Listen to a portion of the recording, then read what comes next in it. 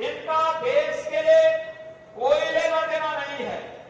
और हमारी पीढ़ी सौभाग्यशाली है, हमने अयोध्या में रामलला के दर्शन रामलला को भी भव्य मंदिर में विराजमान होते हुए देखा है और करतारपुर कॉरिडोर को भी हमने भव्य रूप में दर्शन करते हुए देखा है। 26 दिसंबर की तिथि को वीर बालक दिवस के रूप में मनाने का गौरव हमें प्राप्त हुआ है।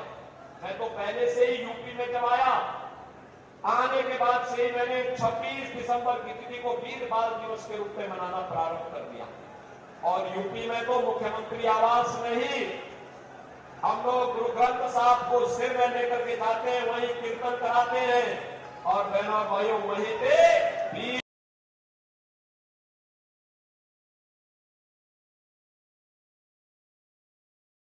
कहने के लिए आया हूं।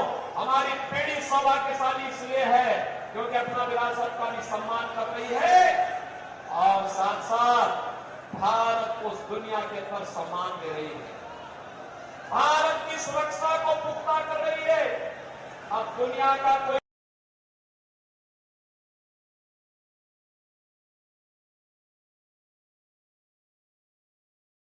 होते, याद करिए पहले अलग अलग जगहों पर, कभी दिल्ली, कभी मुंबई, कभी अहमदाबाद, कभी चेन्नई, कभी हैदराबाद, कभी अयोध्या, कभी काशी, ये जगह जगह आतंकी विस्फोट होते थे।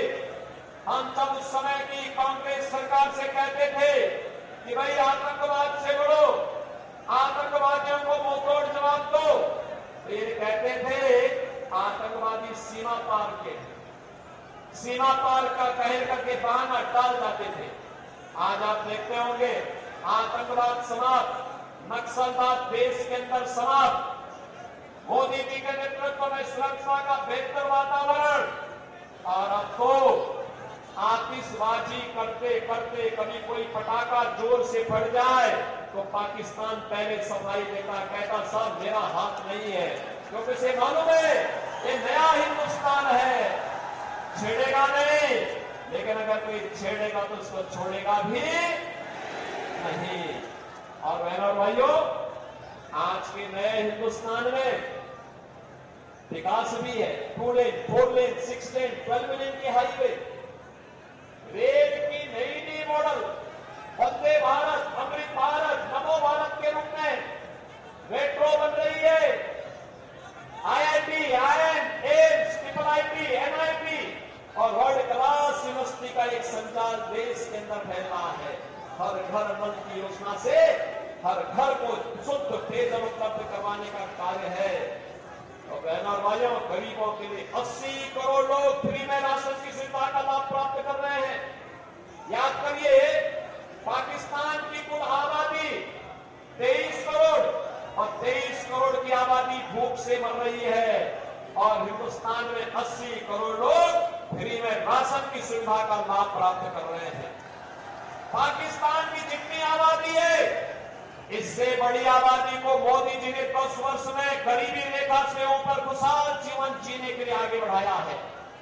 60 करोड़ लोगों को 5 लाख रुपए का मुफ्त स्वास्थ्य कार्ड की, आयुष्मान कार्ड की सुविधा मोदी जी ने दी है। और मोदी जी ने कहा है 4 जून को फिर एक बार जब मोदी सरकार बनेगी तो बहनों और भाइयों 70 वर्ष से ऊपर के प्रत्येक बुजुर्ग को 5 लाख रुपए प्रतिवर्ष स्वास्थ्य के लिए कार्ड उपलब्ध होगा, जिससे वह अपना परिवार का खर्चा बचा सके और मुफ्त में उपचार करवा सके। किसान को किसान सम्मान निधि, हर गरीब के घर में शौचालय और बहनों और भाइयों हर घर में उज्ज्वला योजना का कनेक्शन भी, 4 करोड़ गरीबों के मकान बने हैं। मोदी जी ने कहा है जितने गरीब बच्चे होंगे इनके भी मकान बनेंगे और अगले 5 वर्ष में सबको एक एक मकान देंगे। बहनों और भाइयों, आज तो मैं आपसे कहने के लिए आया हूं, ये विजय सांपला जी हमारे बीच में है। मैं पंजाब की धरती में कहना चाहता हूं, अयोध्या में रामलला विराजमान बाद में हुए, पहले अयोध्या के एयरपोर्ट का नाम महर्षि वाल्मीकि के नाम पर किया गया। इंटरनेशनल एयरपोर्ट हमने अयोध्या में बनाया, महर्षि वाल्मीकि के नाम पर एयरपोर्ट का नाम रखा। विजय सांपला जी हमारे मेरा काशी में आना जाना है। सदगुरु रविदास जी महाराज की पावन जन्मस्थली क्षीर गोवर्धन में अक्सर जाते हैं। याद करिए कांग्रेस की सरकार में और पहले की सरकारों में वहां की क्या दुर्दशा थी। आज आप जाएंगे सदगुरु रविदास जी महाराज की पावन जन्मभूमि में एक भव्य और दिव्य स्वरूप आपको देखने को मिलेगा।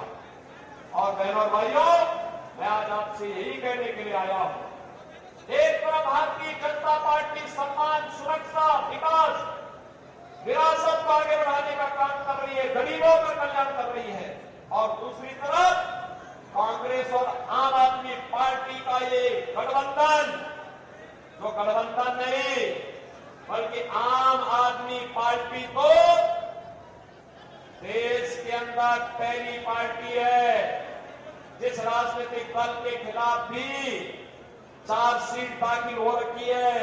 ये दागी पार्टी बन चुकी है।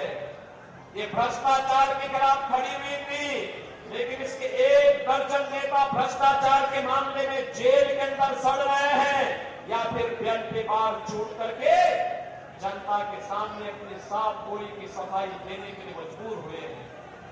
भाइयों, ये लोग बोलते क्या थे, आज इन्होंने पंजाब के हाल क्या कर दिए हैं।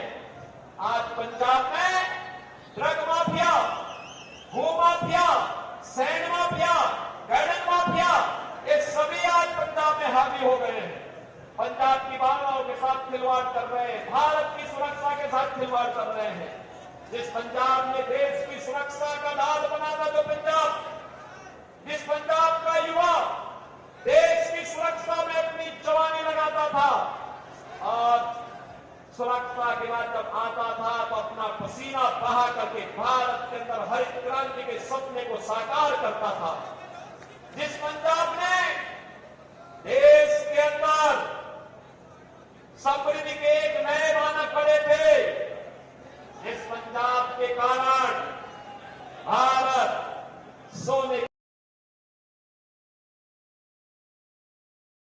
जो पंजाब हमारे गुरुओं की भक्ति और शक्ति का पुंज बनकर के भारत की सुरक्षा का ढाल बना था। बहनों और भाइयों, आज यहां के युवाओं के साथ उनकी स्थिति को देख करके मुझे कभी कभी तरस आती है और साथ साथ मेरा हृदय दिल से रोता है। इस बात के लिए रोता है, ये युवा जिसने देश की सुरक्षा के लिए अपनी जीवन लगाना चाहिए था, आज ड्रग माफिया की चपेट में।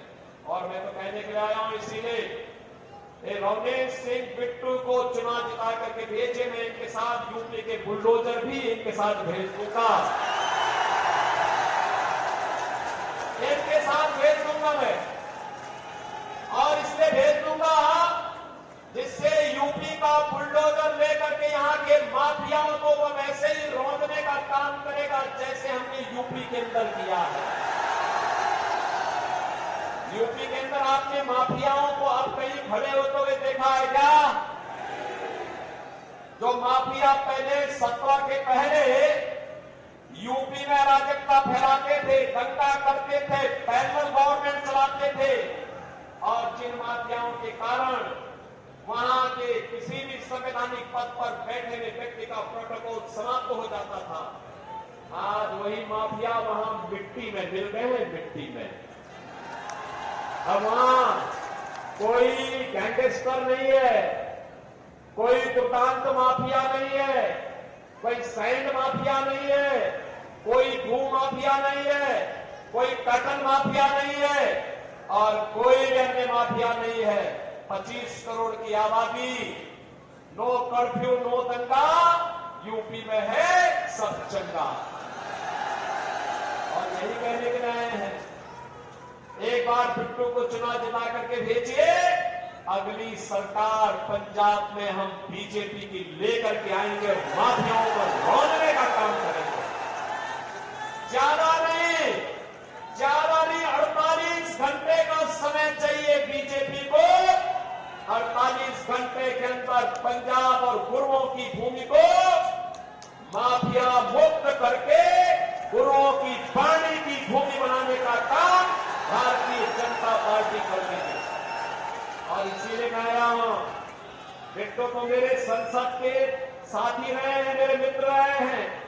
हम अलग अलग पार्टी के थे लेकिन मिलते थे, विकास के बारे में चर्चा करते थे, राम जन्मभूमि के बारे में चर्चा करते थे, करतारपुर साहिब के बारे में चर्चा करते थे, वीर बाल दिवस के बारे में चर्चा करते थे। आज इनके सारे संकल्प पूरे हुए हैं और इसीलिए जब मुझे लगा कि मेरा मित्र चुनाव लड़ेगा लुधियाना से बीजेपी से, तो मैं यूपी का अपना चुनाव छोड़ करके आया हूं। आज विशेष